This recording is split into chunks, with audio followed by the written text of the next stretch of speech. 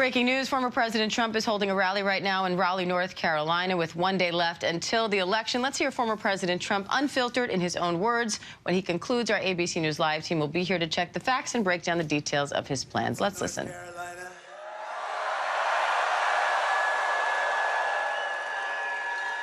This is really the end of a journey, but a new one will be starting, and that's the one we've wanted to partake in, which is basically to make America great again. And now we'll have a chance to do it after today. Hopefully, everything will work out well. We're way leading. All we have to do is close it out. We have to close it out. If we get our vote, there's nothing they can do. This is one of those deals. If we get our vote, we're leading every swing state, which is unheard of for the Republican Party. They're always up at the end.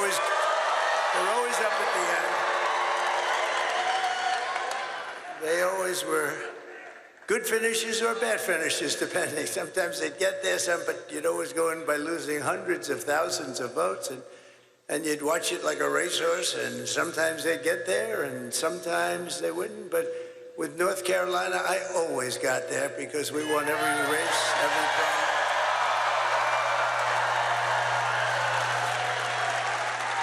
So essentially, you know, they have an expression. I hate the expression, actually, but it's ours to lose. Does that make sense to you? It's ours to lose. If we get everybody out and vote, there's not a thing they can do. And if we don't, they have to get every person that ever signed anything in that horrendously dangerous party that's going to destroy our country. And it already is destroying our country. We just can't let that happen. We cannot let that happen. So here's my only purpose in even being here today. Get out and vote. You know that. I'm thrilled to be back in this beautiful state with thousands of proud, hardworking American patriots. That's what you are. You're patriots. You built this country. You built this country. But I'd like to begin by asking a very simple question. Are you better off now than you were 4 years ago?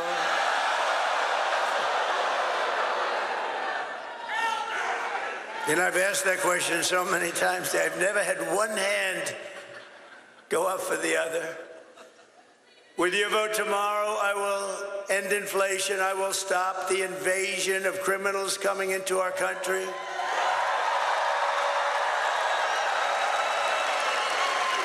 Which I happen to think is the absolute worst thing that has ever happened to our country. I've never seen it. They're putting in murderers, releasing all of their prisoners from jails all over the world, not South America, all over the world, into our country. I think it's the worst thing. You know, in the polling, when I see the polling, I see that inflation and the economy are number one, which is sort of standard. But I really would like to put that, because we're going to close up that border so fast. We're going to get those people out of here. And she's not going to do it. She couldn't do it if she wanted to. She wouldn't know what to do. They have open borders. And you know what? If things went bad today, you would have, and tomorrow, you would have open borders the first day of that. And you'll have... They have 21 million people that they let into our country. Many of these people are murderers. Think of it, 13,099 are murderers. The big drug lords, the prison population from countries all over the world. And if I ran a country, I'd say, get my prisons, open borders. They just walk in. No vetting, think of it, no vetting. We have no idea who they are. You're not allowed to ask. You're not allowed to ask. They just walk right into our country. And they killed people. You have murders. So you have 13,099 murders. Many of them have killed far more than one person. Bad things are going to happen. And you have terrorists at levels that we've never seen before. We had terrorists down the lowest we've ever. I had in 2019, and this isn't done by me, this is done by Border Patrol, which, by the way, endorsed me. They gave me a great endorsement. They said, he's the greatest president ever. He's the greatest president, the head guy. Boy, Paul was great. He made a beautiful speech, but he said, he's the greatest president our country has ever had. I said, does that include Lincoln, Washington, and a couple of them? But it's very nice. But they gave me the strongest endorsement. And I have to say this, in the same little speech, they said she's the worst thing to ever happen to our country. And it's very hard for them to say that she never made one phone call in 4 years to the Border Patrol. How are we doing? I used to drive them crazy. They probably said, oh, no, it's the president again. Yes, we're fighting our president. Yes. I used to drive them nuts. When I had nothing to do, I said, call the Border Patrol. And we got, just drop that chart, please. That chart, my all-time favorite chart.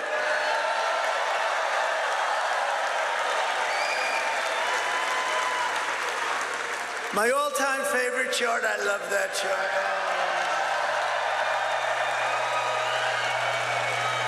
I sleep with that chart. I kiss it every night before I go.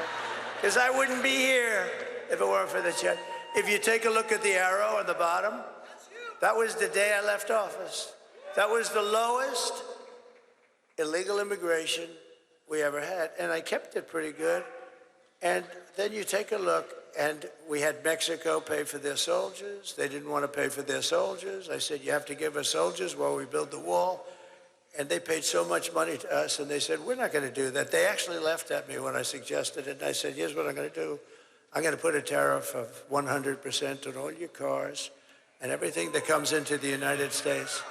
They said, you know what they said? Sir, we would be greatly honored to let you have our soldiers free of charge. Thousands. How many would you need, sir? I said, as many as it takes. And they were great. They made a big contribution to our security, let me tell you. But they got to stop with, now we're talking Turkey. One of the first calls I'm going to make is to Mexico. You stop letting people come in through our border and come in through your southern border, and you stop it.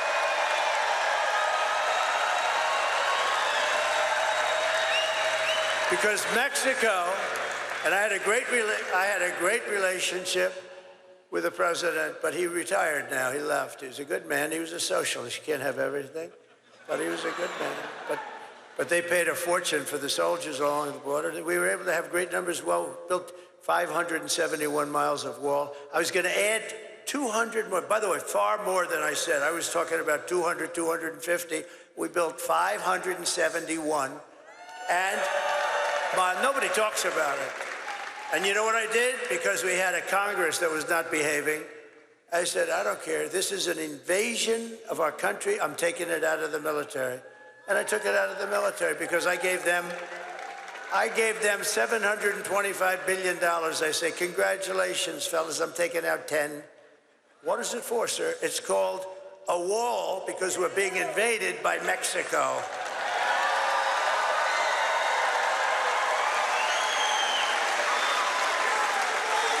But now we have a new president in Mexico. Supposed a very nice woman. They say I haven't met her.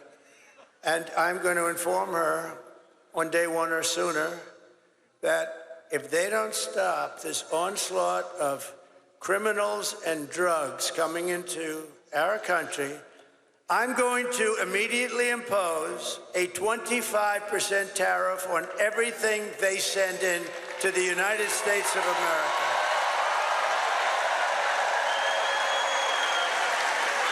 And the reason I delayed that, you're the first ones I've told it to. Congratulations, North Carolina.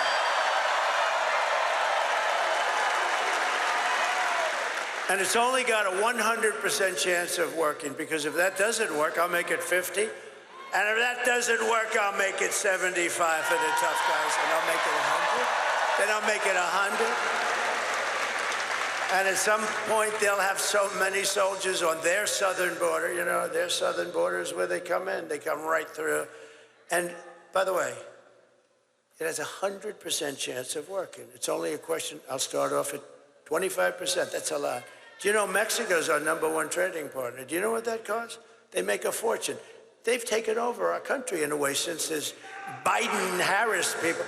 They became our #1 trading partner, and they're ripping us off left and right. It's ridiculous. They're not going to rip us off. They wanted $3 billion to meet with Biden. They wouldn't have said that with me. I would have said, oh, really? You want $3 billion to meet? I'd do the opposite. If you don't give us $3 billion, I'll impose the biggest frickin' tax.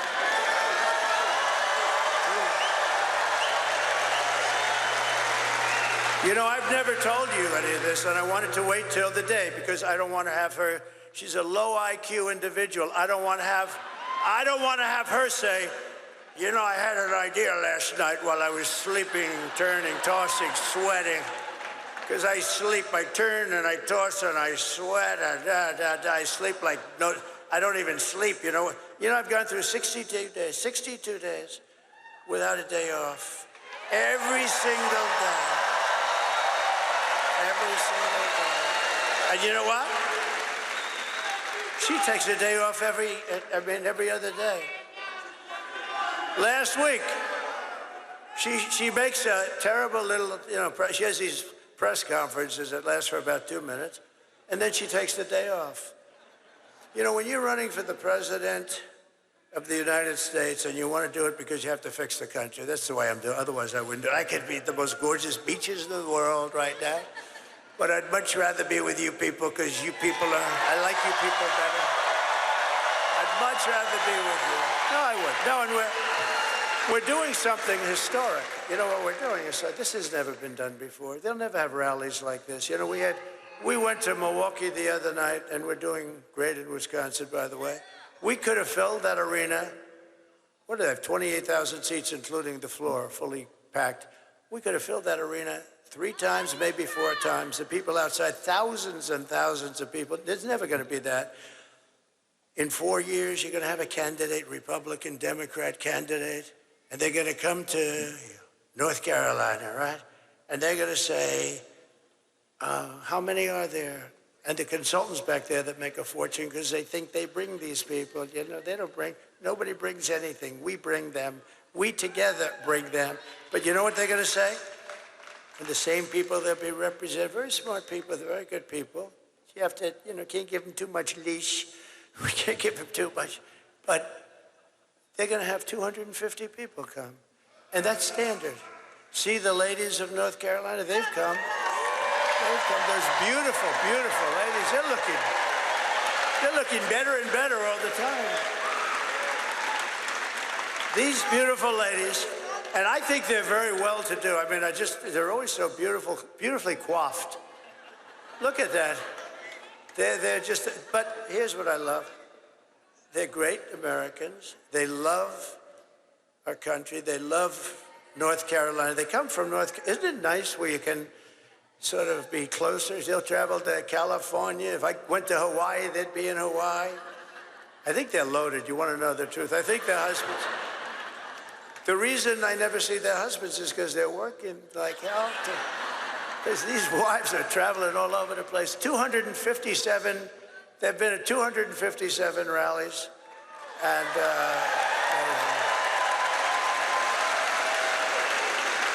their husbands are going to be so happy when this ends. But I don't want, and you know exactly what I'm saying, I didn't want to say this about what I'm going to do at the border. I stopped at the biggest auto plant in the world from being built on the border. China, and I have a lot of respect for China. Look, they're smart as hell. They get angry when I say the fake news. So, they're smart as hell. They're like playing chess and grandmasters against playing an average checker player and maybe a less than average checker player. The deals, when I came into office, I've never seen such bad deals with Japan, with China, with the worst trade deals. I actually said, there's only 2 reasons we could have deals so bad.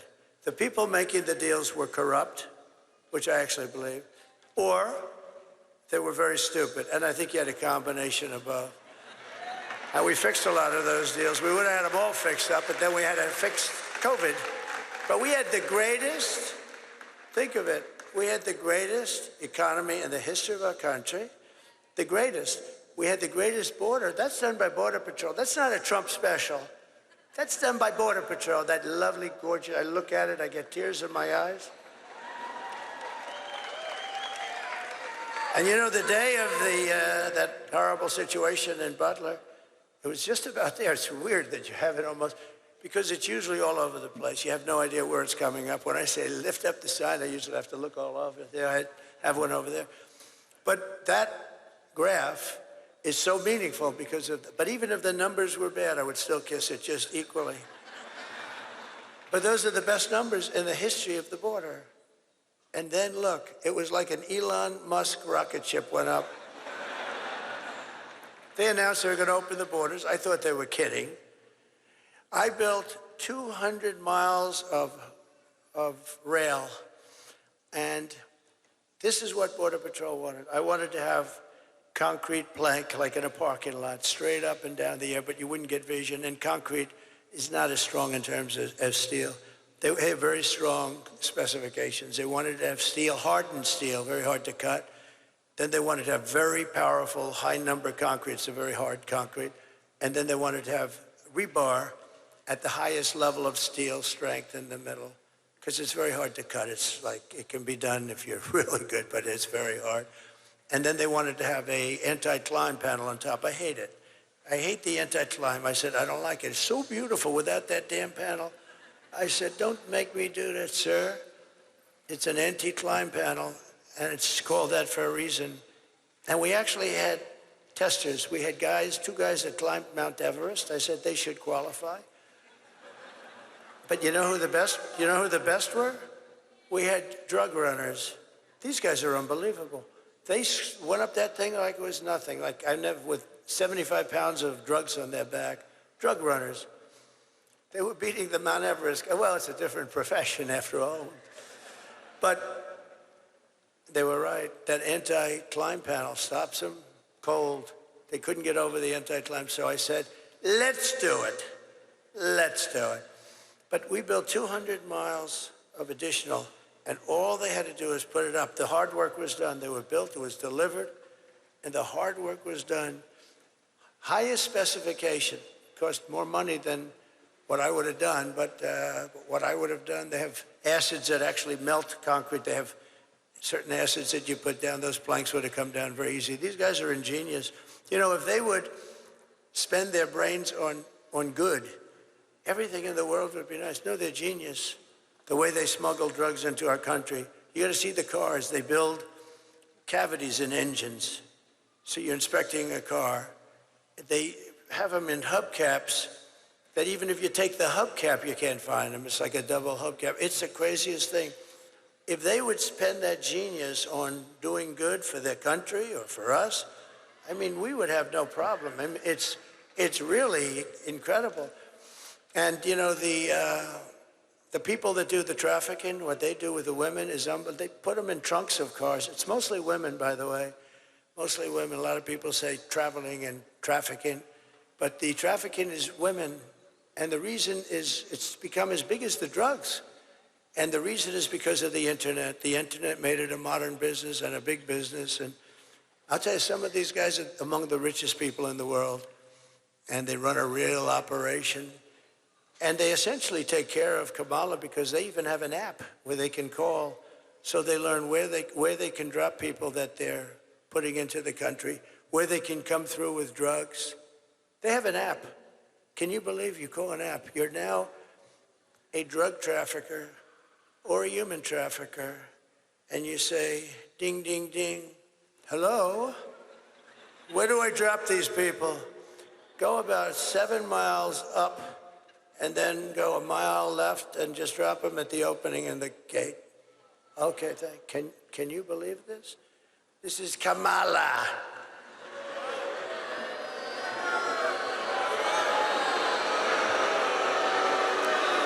So all that stuff ends very quickly. We'll get that thing built. But they could have put up 200 miles. Oh, you know what they did with that expensive stuff? And it's expensive. They had it laying in the sand, laying in the mud. It was all there to be put up. All they had to do is flip it up. It goes like, they put it up real fast. 3 weeks. The whole thing, we would have had 750 miles of wall. Think of it.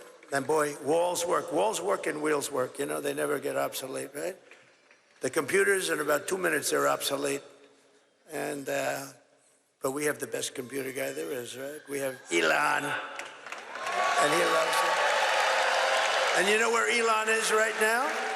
Elon is right now. He's in Pennsylvania campaigning because he thinks He thinks it's the single most important thing he's ever worked on. Elon Musk, we want to thank him. He's an amazing guy. When I saw that rocket came down, when I saw that sucker come down, 22 stories, by the way. You know, people think it's like 5 feet high. It's 22 stories. That sucker's coming down, and it's those engines were blowing. He says it's all computers, you know. It's true. That thing, I said, oh, man, it's going to crash. No, dude, it's going right into the gantry, right? It's going to crash. And then the engines, the fire starts blowing. The bottom left, the whole bottom left is blowing, and it just pushed it up. And then it came down, and those two big arms, you saw the arms? They grabbed that thing like you grab your beautiful baby. See, I've gotten much better. Years ago, I would have said something else, but I've learned. You have to learn. I would have been a little bit more risque. Like you grab your child, and I put it in place, and I called Elon. I said, was that you? Yes. And he said, that's genius. He said, yeah, it was a lot of brain power went into that. I said, why do you do that? He said, well, we don't want to drop a ship in the ocean every time it goes, and you have to start all over. Those things cost billions of dollars. He said, this way we save them. I said, can Russia do that? No. Will they be able to? No, not for a long time. What about China? No. You know, we opened up Space Command. We did the whole thing. If we didn't do that, we'd be way, way behind. Space Force. You know, Space Force. We got one of the many things. We did so many things with the tax cuts, the regulation cuts, the right to try for those people that are terminally ill. You get the right to try our medicines here instead of going to Asia and Europe. Or if you have no money going home, which is about 99% have no money and they go home. But the few people that have the kind of money you need for that, that go to Europe, that go to Asia, and we have the best labs in the world, and nobody ever talks about it. They tried to get it for 50 years. I got it done, passed through Congress. You think anything's easy to get passed through those guys? It's not easy. But we did so many things, and we've saved thousands and thousands of lives. It's worked out unbelievably. And, you know, nobody wanted it. The scientists didn't want it because they're terminally ill. They don't want to start from a terminally ill person. Looks bad on the records. They didn't want record sheets. The insurance companies hated it. It was very, very, I got everybody into a room. Our country hated it because our country will get sued. When somebody's terminally ill, they die and they sue the country. I said, you can't do that. I got everybody in the room. And I signed an agreement. Everybody agreed that we're going to work beautifully with people that are terminally ill, but they're not going to be allowed to sue anybody. If they die, they die, and if they live, it's going to be the greatest story. We have saved thousands of people, and nobody ever talks about it. You know, nobody ever talks about thousands and thousands.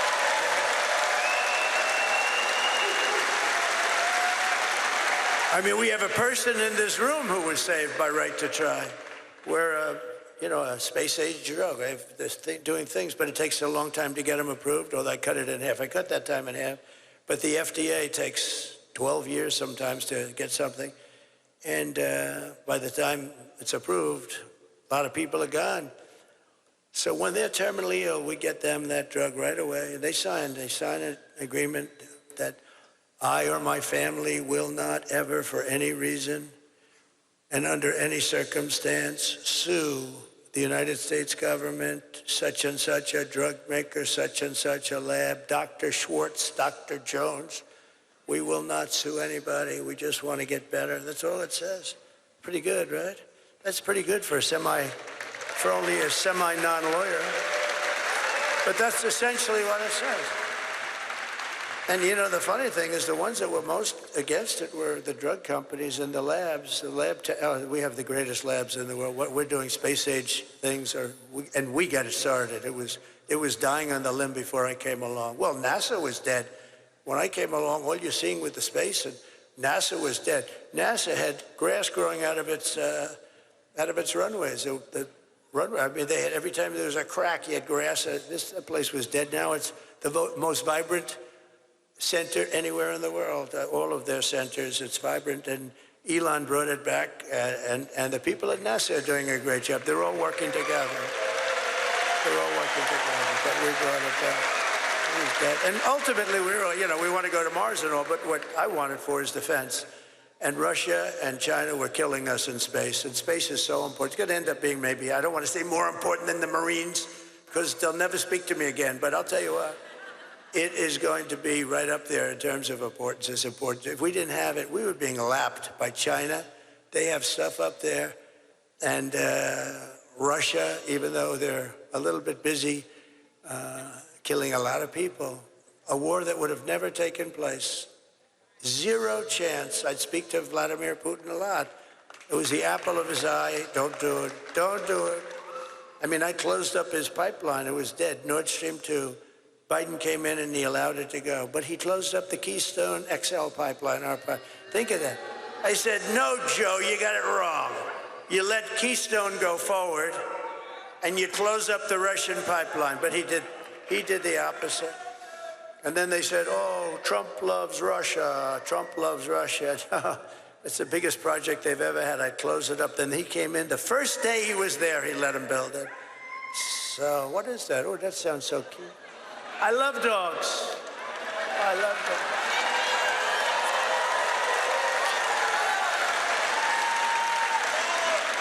We love dogs. You know, Lara Trump, by the way, you happen to know she's married to my son, and she's the vice chairman along with Michael. They're doing an incredible job. But she would come into the office, and she loves dogs and pets, and she would get me to do things for doggies that you wouldn't believe. Dad, we have to make the cages larger. We have to provide air conditioning. Can you believe it? I didn't know too much about it, but you understand what I'm saying? In these kennels where they're obviously not treated too good. I said, so do we have to give them a steam bath? Or do I? No, she was very, very strong, and I did I listened to her when she talks, I listen. But Laura was so incredible. As you know, she was born in North Carolina, lived here his whole life.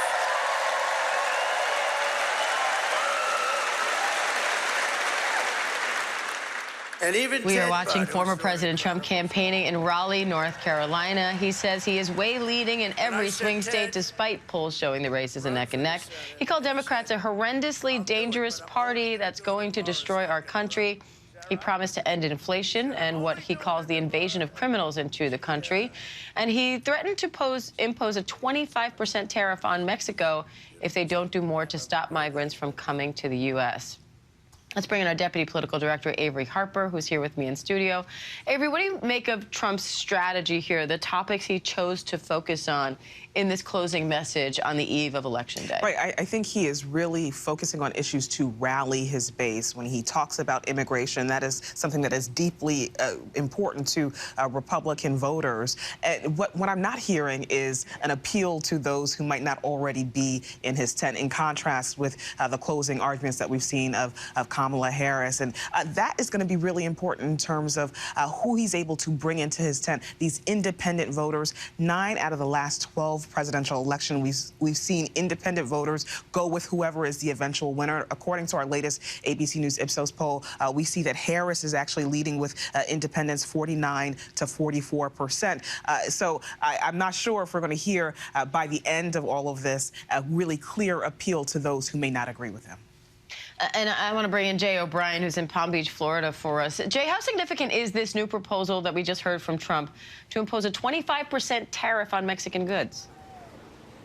Well, it's in line with what we've heard the former president say when it comes to tariffs on the campaign trail. The Harris campaign has billed that as a quote-unquote Trump sales tax, saying that those tariffs would trickle down to the average consumer and make goods purchased from eventually overseas higher for the average consumer. So the Harris campaign has tried to use that policy position to their advantage. But it's the Trump campaign, as Avery notes, leaning into what they view are their two most effective messaging tactics, talking about the economy, which poll after poll show that voters trust Trump on more than Kamala Harris, and also immigration, which the Trump campaign views as a key issue for them as well. And in this issue, kind of merging a tariff on Mexico with Mexican, regulation of immigration, the Trump campaign is trying to merge both of those messaging items. But to Avery's point, it doesn't necessarily reach out to independents in the way that the Harris campaign is trying to. What it may do is try to reach out to some of those late-breaking voters who might be predisposed to vote for Donald Trump, but are so-called low-propensity voters and may be uncertain as to whether or not they're going to go to the polls. We know the Trump campaign strategy is also to try to move those voters, get those who might not cast a ballot but might be ideologically in that Donald Trump core out to the polls and try to get their numbers high in that capacity.